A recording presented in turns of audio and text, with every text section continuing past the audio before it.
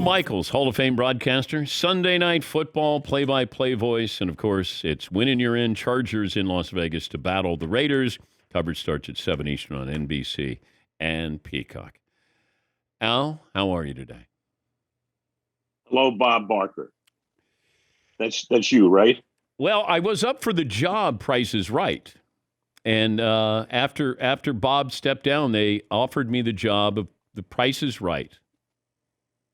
So what was the David Bowie final price? I didn't hear what you said. $250 million. 250? Yeah. So he's half of what Springsteen was, right? Yeah. Pretty much so. What about Juice Newton? What do you think? Juice Newton. Her library will go for. What was your first concert, Al? Oh, good question. Tommy Dorsey? Jimmy Dorsey?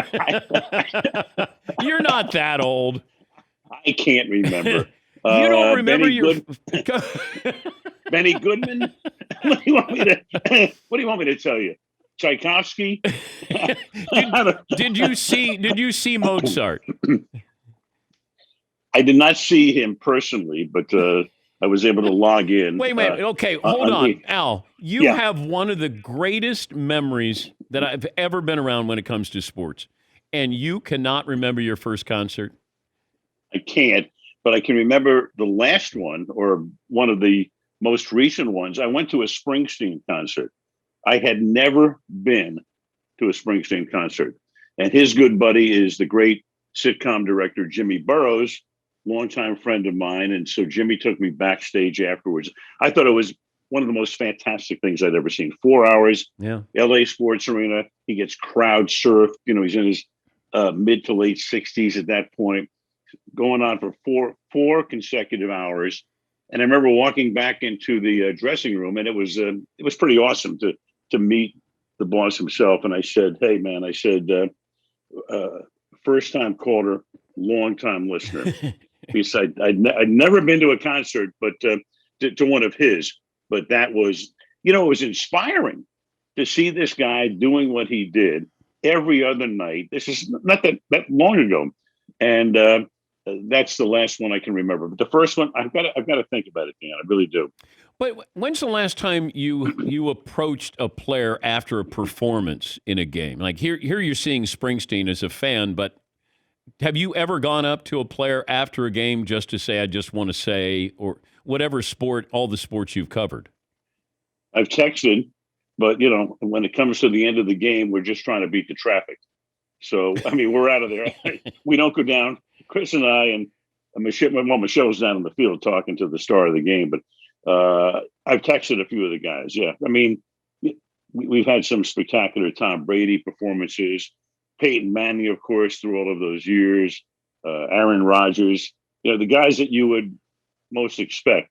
And just a little text exchange about, "Hey, that was fantastic," and great for the ratings too. More importantly, but even after the Miracle on Ice, like did you even think about saying something to Mike Eruzione for what happened? Well, that's how I found out the story of what Herb Brooks had said in the locker room before the third period of the Finland game. I ran into Mike on the street in Lake Placid. Everybody's getting ready to leave town, and I said to him, because remember the U.S. had beaten the Soviets on Friday night, that still had one more game.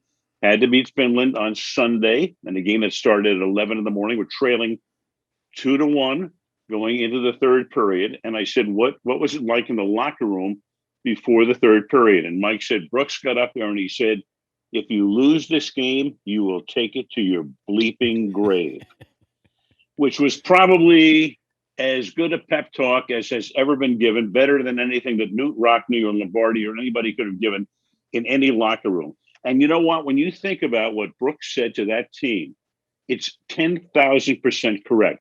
Because these guys, instead of dining out on a gold medal 42 years ago now, they would have gone around and people would have said, "No, wait a second. You beat the Soviets and you lost to Finland? What?" So those were the perfect words that were uttered by Herb Brooks that day. But also, your great call would have been a casualty. If they didn't win the gold medal, do you believe in miracles wouldn't have the same ring that it does So if they lose to Finland, I probably could have said, "Do you believe in debacles?" But but it all worked out. Yeah. And Eruzione, of course, with the game winning goal in the third period, uh, has really dined out on this baby. And I'm so he's you've met him. He's such a Yes. great guy, and it's been fantastic to watch that run through the years. I did introduce him one time, the Sports Illustrated Sportsman of the Year, and they had all these Hmm. luminaries in the audience, and I'm Sure. going around the room, and I go, "Oh, there's Mike Ruzioni, still on scholarship in Hmm. America." He didn't like that. That I said, "Oh yeah, there's a guy who's still on scholarship." For people who didn't meet John Madden, that we listened to him or we watched him, you were friends with him, you were close with him. What didn't we see with John Madden? What you saw is what you got, and people say to me, "Well, what was he really like?" And I said he was really like pretty much what you saw. He was full of life. He was full of energy. He was a great conversationalist. I said the other day, a great teacher, but a terrific listener and wanted to learn. Was very curious. Loved traveling around the country, being with people, and he enjoyed that. And there wasn't anything about John that said, "Hey, look, I'm a big celebrity. I'm one of the most recognizable people in the country." No, it was none of that. He was more interested in absorbing things than in playing any sort of a role. Going out to dinner with him was fantastic. And I mean, when I think about my 7 years with him, and we did, I don't know, 150 games together in 3 Super Bowls, all I really think about it are the great times we had at dinner talking about football, of course, but everything but football. And he was he was so special. By the way, I was just thinking of something this morning that really hasn't been out there that you'll be interested in this. So John comes to me in 2002 because Pat Summerall is going to step aside, and it's about time for John to maybe either move on or get a new partner. And ABC approaches him, and I get John from 2002 through 2008, seven seasons. John almost came to Monday Night Football in 1994, which was when CBS lost the rights. Fox gained the rights to the NFC. Who were they going to hire? This is before they hire Pat and John and the whole production crew. So ABC now goes after John, and there is a meeting in New York in 90, right after this happened in 94, between a top ABC executive and John's representative at that time. And there was a handshake and a toast that John was going to come to Monday Night Football. And I got the call from our exec that night, and I went to bed that night thinking John is my partner beginning in 1994. The next day, Rupert Murdoch comes in and writes an $8 million a year check to John. And that was the end of that. And that created this loggerheads thing between the ABC executive and Barry's, excuse me, and John's representative at the time, which went on for a lot of years. But we thought we had John in 1994. Did the network think of like tuning him down a little bit? Like what? I don't know if he was he was so different from everybody else. So did they try to calm him down a little bit with his approach to being an analyst? Well, I don't think Fox did. I think that had he come over to ABC, no. I mean, if you were going to sign John Madden to do the show, yeah, you wanted him to be John Madden. Why would you tune him down? The thing with him was he had established a new template. People loved it. He was a guy who, as you know, spawned a whole bunch of imitators, but nobody, there was only one John Madden, and nobody else could play the role of John Madden and be authentic. So there was no way you could do that. I know when John came to me after he'd been with Pat for 20 or 21 years, we talked about the fact that maybe I spoke more than Pat did. I wanted to engage John in certain conversations, which I'd heard him through the years. He would talk about, and I wanted to go deeper. And I said, "Hey, are you okay if we go this way?" He said, "I'd love it." So that was how we started. And then the first game that we did together was the Hall of Fame game in 2002. And Dan, by the time we got to the second commercial, I thought I'd worked with him for 20 years. Really? It was that simple. It was that easy. And it's tricky because as the play-by-play guy, setting up your analyst is delicate, and there's a delicate balance in those who do it well. You know, Nance does it. What Nance does to me is more impressive than what Tony Romo does because Jim has to kind of set up Tony and then weave back into the play-by-play. How did you do that with John, where he gets in and then gets out, and then you go back to the play-by-play? I think when the two of us were paired together in 2002, I had heard him for over 20 years. He was always on the bus after we did a Sunday game watching Monday Night Football. He'd heard me do hundreds of games. So I know Fred Godelli, our producer at that time, and still is, obviously, Fred had said to both of us when we were paired, hey, you guys want to do kind of a rehearsal game? We'll sit in the studio, we'll play a tape. And I was the senior partner at that point because John was coming to us. And I looked at John and I said, I don't think we need to do this. And then John told me on the way out of the room, he said, I'm glad you said that, because that would have been artificial. I think John and I, when we got together, understood each other's rhythm, and there was not the remotest concern on my part. It wouldn't fold in. Setting up the analyst is not necessarily asking a question.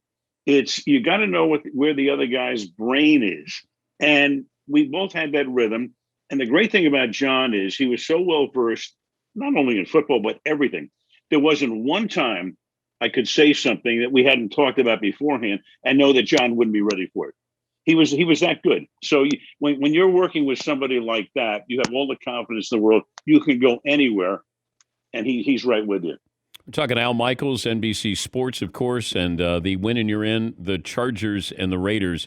Is there part of you rooting for an LA-based team to play in the Super Bowl? Not necessarily, because, I know I live here, and whatever is going to happen on February 13th, I'm good with that. I mean, we've got some great prospective matchups. You know what I would really like to see Sunday night? You know what I root for in every game? Overtime. Because overtime means there's drama. And all announcers, people say, oh, you're rooting for this team or that team. And that's garbage. What you're rooting for is drama. What you're not rooting for is Dallas leading Washington 42-7 at the half, which we had, 2 weeks ago. That's not what you want. It's not that you're not rooting for one team or the other.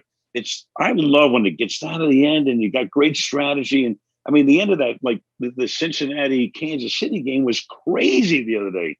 And Jim and Tony, I thought, did a great job with that. But I mean, you have all these plays, when do you take the timeout? What do you do here? You got the penalties all over the place. That's what you root for. You root for. Look, I always wanted to do the first overtime Super Bowl. And Joe and Troy got it, of course, 28-3. I couldn't believe it, 28-3. And that's the game that goes to overtime. But what I really like to see happen February 13th is like quadruple overtime, the greatest Super Bowl of all time. How's your golf game, by the way?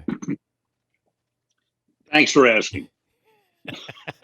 Would you give me a swing thought? It's so, I have on my phone here, I know if you can, well, I can't show it to you right now. I have swing thoughts. I have 623 That's the swing problem. thoughts. That's the problem. Yeah, no, the brain gets in your way. You know that, yes, right? Yes. So, and then what do I do? Do I start from the top and go down? And then, I have a lot of, a few swing thoughts are in caps.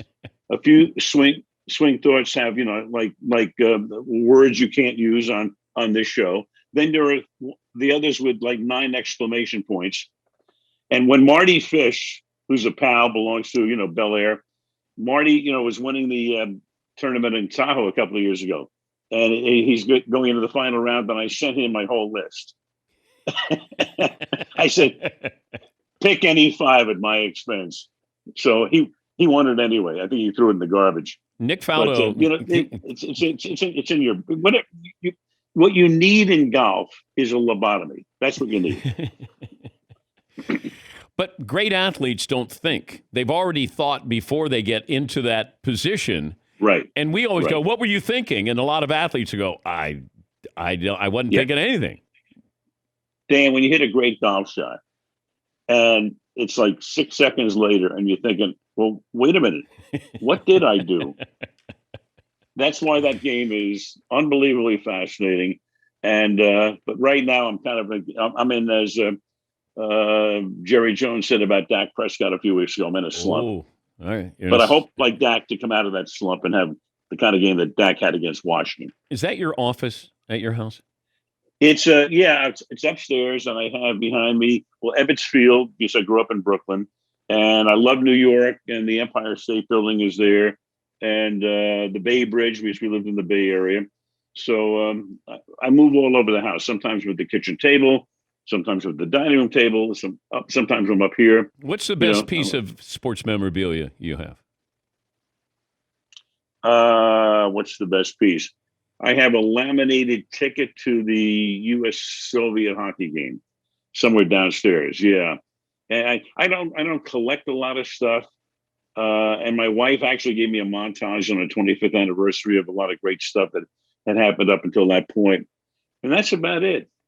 And by the way, I think I have a ton of Sports Illustrated, which my wife has finally taken out of the house. She did about 4 years ago and put them in public storage.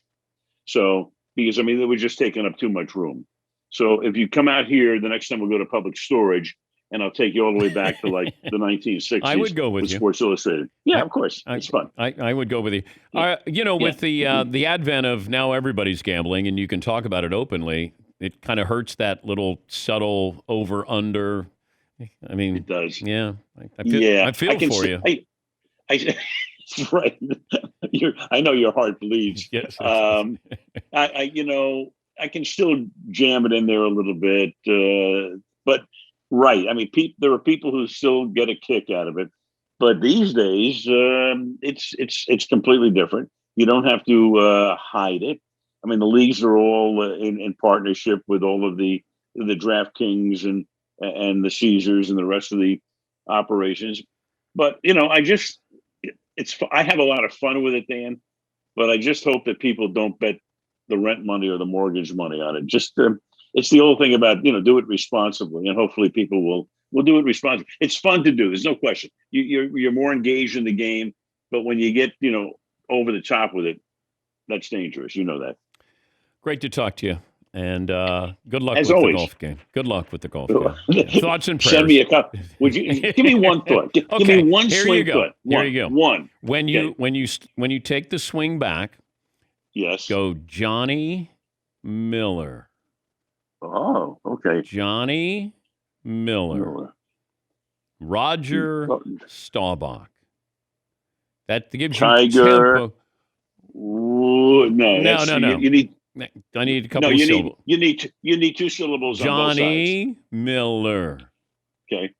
Let me write that down here. Hold on. This is swing thought number 647. Thank you, Dan. Thank you, Al. That's the great Al Michaels, Hall of Fame broadcaster. Sunday Night Football. The winner grabs the AFC wildcard spot. It'll be the Raiders and the Chargers.